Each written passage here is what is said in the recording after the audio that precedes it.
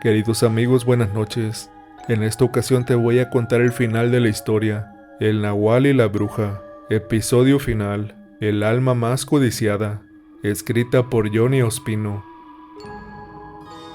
Se podría decir que para este punto de la historia, ya no quedaba ninguna esperanza para salvar el alma de mi prima.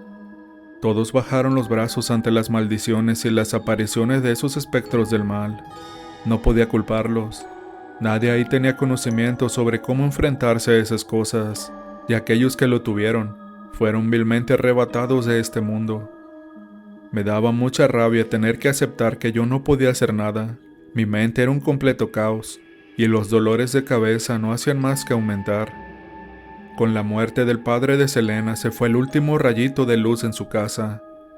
Recuerdo que su madre hacía café todas las mañanas con la esperanza de que llegara alguien que nos salvara a todos.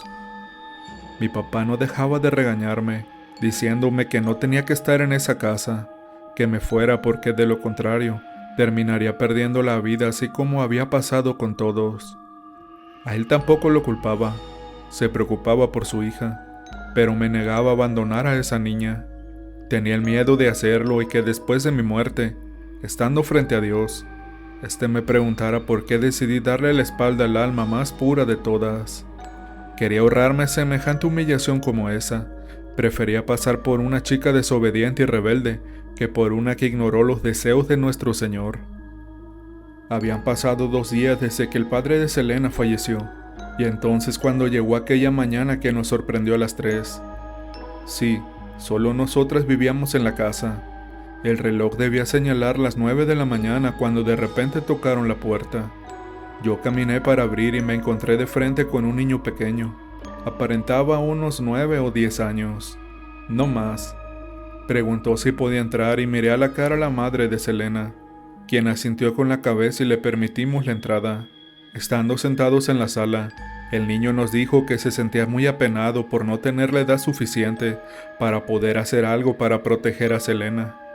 De antemano se disculpó por la cobardía de sus padres, alegando que el mal siempre triunfará en lugares en donde reina el miedo.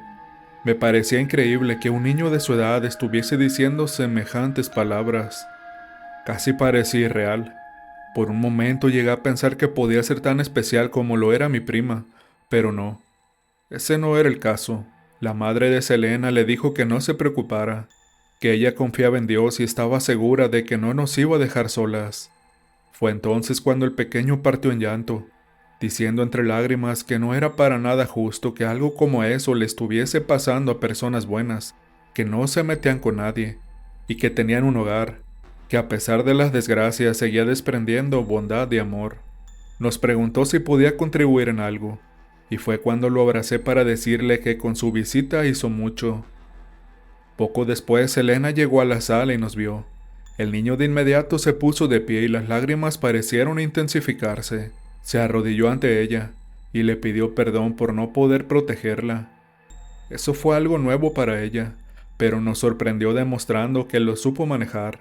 Se arrodilló con el pequeño y le dijo que todo iba a estar bien, que al final el bien encontraría la manera de triunfar sobre el mal, porque el poder de Dios era infinitamente superior al de todo lo demás. Esa fue una escena conmovedora y desgarradora al mismo tiempo.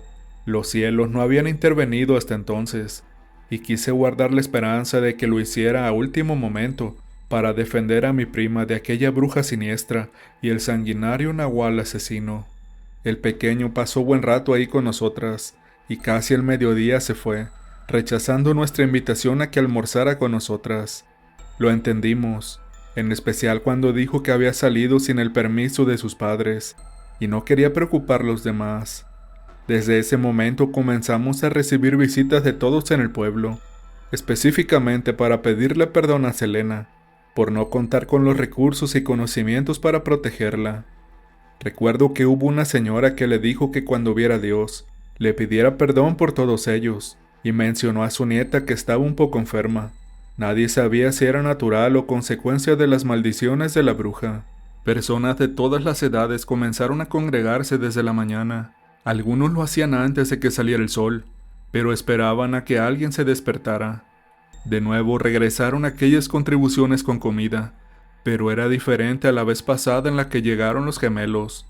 Esa vez todos tenían la certeza de que el mal se iba a llevar el alma de mi pequeña prima, pero de algún modo buscaban arrepentimiento en ella, como si con eso pudieran asegurar su ingreso al reino de los cielos después de que murieran. No los culpaba, en especial porque entre todos ellos estaba mi propia familia. Mi padre le pidió perdón a Selena por haber insistido tanto en que yo dejara de vivir con ellos. A pesar de todo, esa niña no se sintió presionada ni nada. Quiero creer que en el fondo ella había aceptado lo que pasaría, o al menos tenía una idea de ello. Fue entonces cuando llegó aquella noche en la que no pude dormir. Las apariciones de demonios habían cesado al igual que los ataques del Nahual. Debido a ello, algunas personas volvieron a la costumbre de sentarse en la terraza de sus casas, a conversar hasta tarde. Eso fue lo que me hizo sentirme segura, para salir a caminar sin importar lo tarde que fuera. Ya todos sabían quién era yo, pues vivía con la niña más famosa de todo el pueblo, aquella a la que todos queríamos proteger pero no sabíamos cómo. Caminé tanto que terminé llegando a la iglesia, la cual estaba abandonada ante la ausencia de un sacerdote. Aparte, todos decían que allí era donde los demonios se congregaban, ya que el templo no contaba con la protección de Dios. En verdad me sorprendían esos rumores. Siempre tuve curiosidad por saber de dónde los sacaban o quién los inventaba. Debo admitir que eran muy creativos con ellos, pero nadie podía desmentirlos de todos modos. A mi parecer, aunque sonaba un poco absurdo, también era cierto que se acercaba mucho a la realidad. En ese momento vi una luz palpitar muy cerca del templo. Era una vela, y a su lado yacía una mujer de rodillas ante esta. Lo primero que pensé fue en que debía tratarse de uno de los espectros del mal invocados por la bruja, pero no me dio esa sensación. La curiosidad se apoderó de mí y decidí acercarme un poco, para indagar quién era y qué hacía ahí. Cuando estuvo lo suficientemente cerca, volteó a verme y me dijo que me acercara sin miedo, que no me haría ningún daño. No sentí miedo ni temor, así que le hice caso. Al estar ahí con ella le pregunté si era una bruja o algo así. Estaba recitando oraciones que no podía comprender, tal vez en otro idioma. Me dijo que no, que solo era una vidente que podía ver el futuro, y que eso la tenía un poco triste. Por unos libros que leía pude saber lo que era una vidente, pero no comprendía qué hacía ahí. Sin preguntarle me dijo que sabía quién era yo, y que era una pena que nadie pudiera hacer nada para salvar a Selena. Fue en ese momento en que le pregunté si ella ya la había visto en alguna visión, y cuando asintió con la cabeza, sentí como si mi corazón se acelerara, al punto en que terminé sentada a su lado, para no perder el equilibrio y caer desplomada en el piso. Aguanté las lágrimas como pude. Fue una suerte que lograra controlar mi reacción, después de escuchar semejante revelación como esa. Sin embargo, le dije que se equivocaba, que al final Dios bajaría de los cielos, para enviar a esos dos seres malignos al infierno y restaurar la paz en el pueblo. Me sonrió como si también esperara que pasara de ese modo, y al final me lo hizo saber con sus palabras. Me quedé ahí un rato con ella, y antes de irme me preguntó si tenía curiosidad por saber quiénes eran en realidad las dos personas que estaban detrás del alma de mi prima. Sin vacilar le dije que sí, y entonces me dio los nombres y todo. Primero me dio el nombre del brujo, pero aclaró que de tanta maldad que había dentro de él, su identidad original se perdió, lo que podía señalar que usara o respondiera a otros nombres ajenos a ese. Aparte, me dio la dirección y la descripción de la casa en la que vivía. Gracias a ella confirmé que el brujo Inahual sí era el esposo de la mujer que los gemelos raptaron. No podía creer que estuvieron tan cerca de acabar con ese infeliz, y se les hizo imposible, gracias a la traición del sacerdote cobarde y envidioso. Por otro lado, me dijo que la bruja respondía al nombre de Vanessa, y que era muy probable que antes de ese tuviera otro, pero por el momento era el que reinaba en ella. Me dio la dirección de su casa y que si me iba a acercar a evitar ser vista, o entonces arrojaría una maldición sobre mí, y de ese modo me quitaría la vida. Fue entonces cuando encaré a esa vidente, y le dije que si ella sabía todo eso, entonces ¿por qué nunca dijo o hizo nada para ayudar a los gemelos a acabarlos? Confesó que el vasto río del destino no navega hacia atrás, que la corriente no se puede alterar sin importar lo que se haga. dejando en claro que si con esa información se salvaban de aquella agresión del nahual, eventualmente hubiesen muerto por otra causa, pero nunca iban a salir victoriosos. Me negué a creer eso, teniendo el conocimiento que ella me acababa de dar. Sin duda hubiesen erradicado el mal del pueblo en tan solo una semana como mucho. Me fui de ahí y le dije que no era más que una cobarde que se dejó consumir por el miedo, antes que todo, y que nunca tuvo la esperanza ni intenciones de contribuir a la salvación del alma de Selena. Al día siguiente salí desde muy temprano, dispuesta a confirmar todo lo que la vidente me dijo. Quería ver con mis propios ojos a esos infelices que estaban tras mi pequeña prima. Visité primero la casa del brujo sin ningún miedo a que me hiciera daño, o a que se convirtiera en una bestia que me quitara la vida al instante. Toqué su puerta y fue su esposa quien me abrió. Sin vacilar le dije que sabía que su pareja era la que estaba detrás del alma más preciada del mundo, y que por eso llevó a cabo incontables crímenes, entre ellos el de mi primo, mi tío y los gemelos. Su amable sonrisa se borró de golpe, y me dijo que entrara si lo deseaba. Le dije que no era necesario, pero que sí quería ver a ese hombre, sin que ella lo llamara. El muy descarado salió y dio la cara, cargando un niño en sus brazos. Posiblemente su hijo, no lo confirmé. Se lo entregó a su esposa y se quedó solo conmigo, para decirme que al final todo había sido para nada, pero que iba a aceptar su destino porque sabía que se lo merecía. Yo estuve a punto de rogarle que dejara el alma de mi prima en paz, que se olvidara de ello, pero fue entonces cuando confesó que actuaba más por obligación que por una motivación.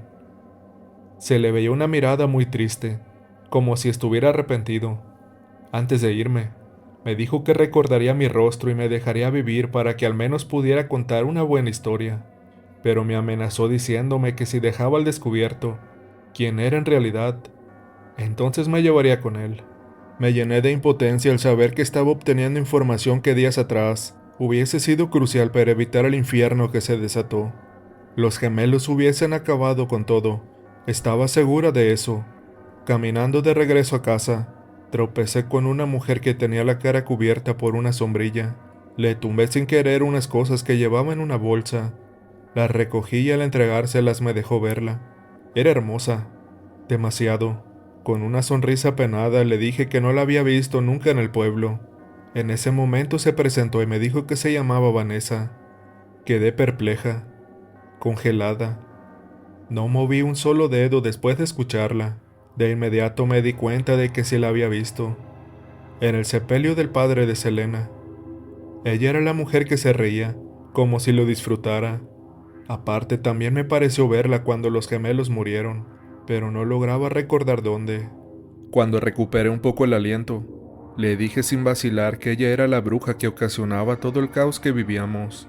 Sonrió y dijo que estaba impresionada de lo mucho que sabía, pero se burló diciendo que era demasiado tarde para hacer una investigación, porque ni con eso iba a poder salvar a mi prima. Terminó de recoger las cosas que aún quedaban en el piso y se fue. Puedo apostar a que se dejó ver solo para burlarse de mí. Debió enterarse de mi reunión con la vidente, y por eso llegó para humillarme. Llegué a casa y me pasé todo el día pensando en lo que se me había revelado. Cuando llegó la noche, nuevamente salí para la iglesia y allá me volví a encontrar con la vidente, quien reveló que me estaba esperando. Dijo que en ese momento corría más peligro del que imaginaba, y que ella estaba de acuerdo en que yo era una de las que tenía que sobrevivir, para que el mundo supiera que alguna vez existió una rivalidad entre dos representantes del mal. Al escucharla, le exigí que me dijera cómo moría mi prima para impedirlo. Confesó que no podía hacer eso, porque nadie iba a salvarla. Sin embargo, sacó un collar y una daga de su bolso y me los entregó. Señaló que el collar me haría invisible ante el nahual, siempre que estuviera transformado en una bestia y no en su forma humana, y que la daga era lo único que podría acabar con él. Un buen corte sería suficiente, pero que para asegurarse debía ser en el corazón. Le pregunté por qué me estaba dando esas cosas, y fue en ese momento en que me dijo que dentro de 2 noches se iba a llevar el alma de mi prima, y que yo debía estar a su lado para cumplir mi propósito. Quise indagar más, pero fue entonces cuando se escuchó el alboroto de mucha gente, y los veía correr de un lado para otro, en dirección hacia la casa de mis padres. Sin que me diera cuenta, la vidente había desaparecido, tal vez en el momento en que le di la espalda. Me olvidé de ella y corrí con la gente, y cuando llegué a la casa de mis padres, la vi en llamas y cayéndose a pedazos. Una escena que nunca en la vida se me va a olvidar. La gente intentó entrar para rescatarlos, pero el fuego lo consumía todo. Algunos tuvieron que agarrarme a mí, impidiendo que atravesara las llamas para ir por ellos. Lloré, grité, rogué a Dios para que los salvara, pero los únicos que me escuchaban eran las personas a mi alrededor. Curiosamente, el fuego se consumió por sí solo, después de casi una hora de intentos fallidos de intentar contenerlo. Se esperó un rato y después sacaron los restos de mis padres. No sobrevivieron. Era imposible que lo hicieran. Al día siguiente los sepultamos, pero yo ya estaba muy quebrada. La poca fe que me quedaba se había marchado junto con sus vidas. A pesar de eso, no podía saber quién había sido el autor de aquello, si la bruja o el brujo nahual.